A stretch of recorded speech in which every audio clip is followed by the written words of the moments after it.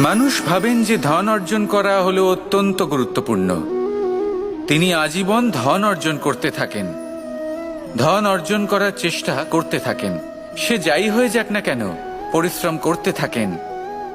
স্বাস্থ্যের দিকে নজর দেন না, না উচিত সময় খাবার খান, না উচিত সময় ঘুমোতে যান, না পর্যাপ্ত সময় পর্যন্ত ঘুমন, কিছুই না। ধন অর্জন করতেই থাকেন, করতেই থাকেন।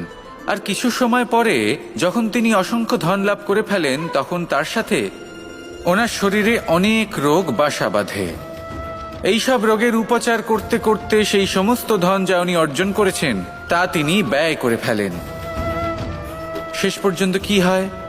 আমরা যেভাবে এসেছি ঠিক সেইভাবেই ফিরে যাই, ধন এখানেই থেকে যায়।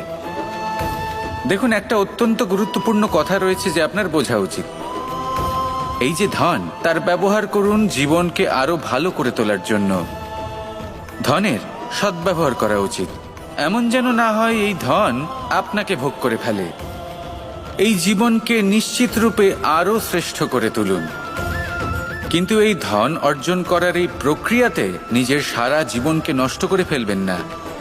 এই জীবন উপভোগ করতে শিখুন।